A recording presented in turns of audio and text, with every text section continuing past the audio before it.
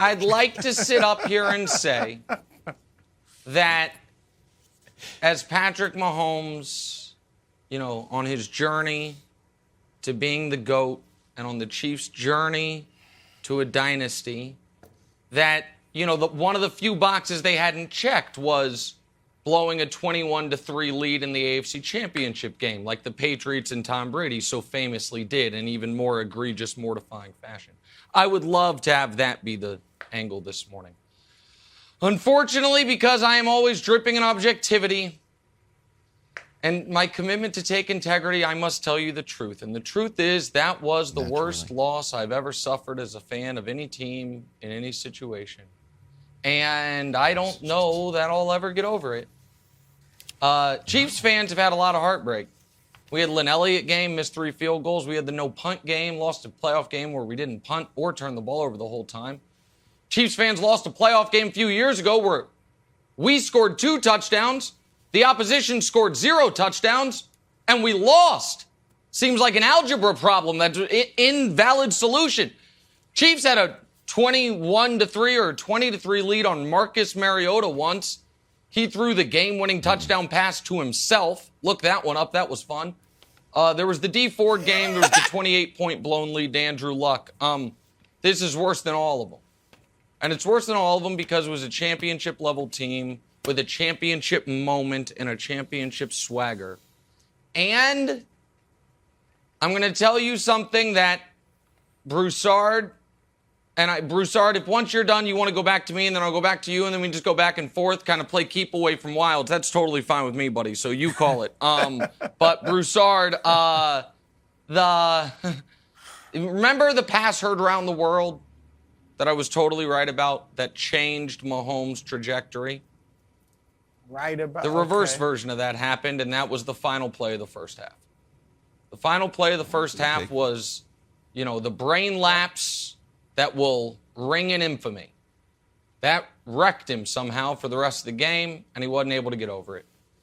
So how am I doing? Terribly is how I'm doing. Will it get better? No. Do I have an excuse? No. But luckily, I have these 3 great friends who I'm sure won't pile on this morning. So that I hope that sums it up as I try not to cry. Broussard, Jesus Christ, 21. All right, Nick, I do feel for you. And look, let me let you guys know. I moved around a lot as a kid, right? Oh, well, guess where I lived for 7 years. Oh, diehard I Bengals lived from the time I was a baby, a few months old, till I was 7 years old. I lived in, yes, you guessed it, Cincinnati, Ohio. Oh. I'm repping the Natty right now. Now, I'm just letting you know. Now, everybody knows I picked the Chiefs like Nick. So I'm not going to play that Bengals card. But I do have legitimate dibs on it if I want. I'm just letting you know. I can get up here and gloat about Cincinnati, College Hill where I live there, all of that. But I'm not going to do it because, like Nick said, I'm going to stick to my take integrity, and I did pick the Chiefs to win. But, Nick, I got to share some stuff with you, man. Look, I take my role as the wise elder statesman on this show serious. And I try to lead you by example. I try to show you how to root for a team. All right, yes, you exude confidence. Yes, you stand firmly by your pick. Yes, you display conviction. But always respect the game by respecting the opponent. And you wouldn't do it. You wouldn't do it. It was all happening. Oh! Everything I said was right. It was all wrong. No, it was not right. And this is why it's the worst loss of your life. Because you got on your high horse.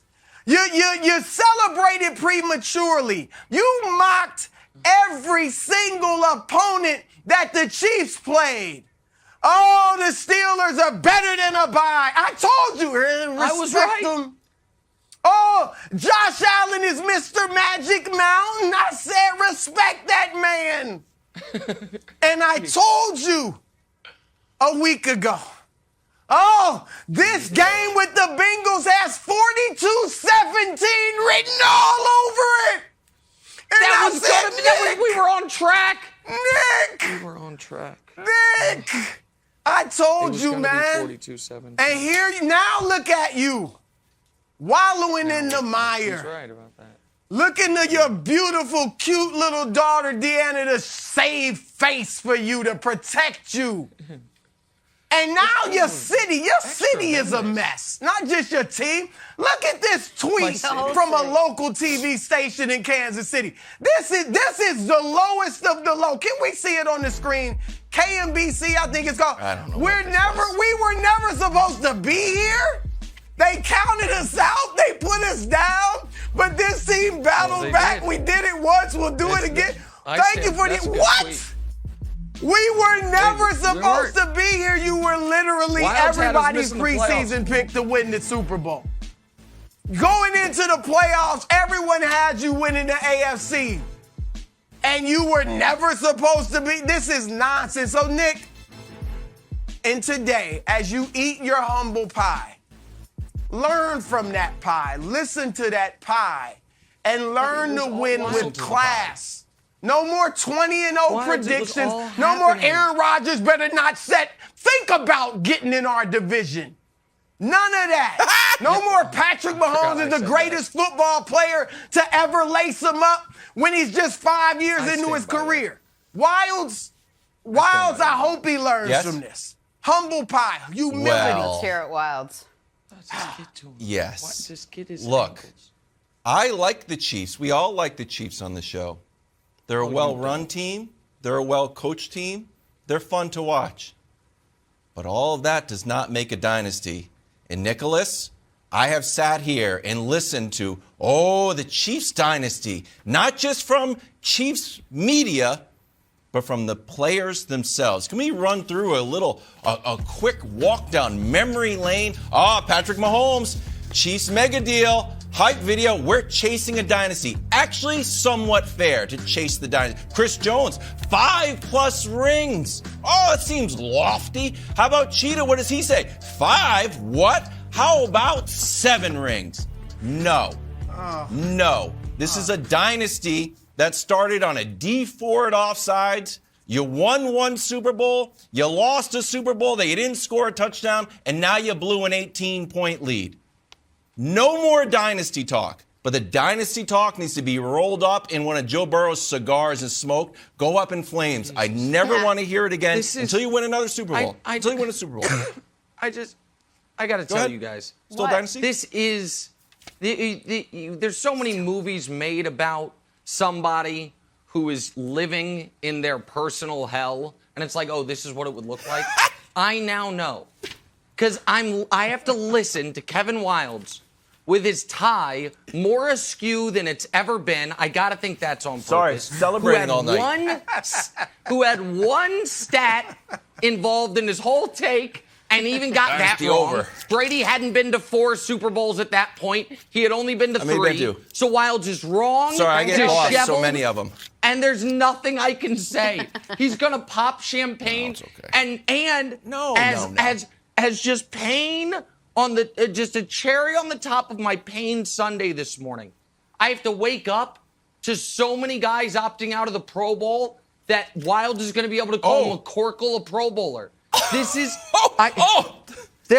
and again, Broussard, you said I was too out there. 42-17. Yes. 20 guys, it was 21-3. It was 21-10. The Chiefs had the ball on 1 yard line. It looked like it was going to be 42-17. Everyone, including Wilds, thought the game was over. Yeah. If you pop that, you pop that champagne on camera, Wilds. That you're going to. I know. I'm telling you now, I'm going to leave. That you're going to. I'm telling you right now. I feel like it's going to if you pop that champagne, I'm going to leave. Thanks for watching. Subscribe here to get the latest from the show. Also, be sure to check out more of the best clips from First Things First, or go watch a few segments from our other shows on FS1.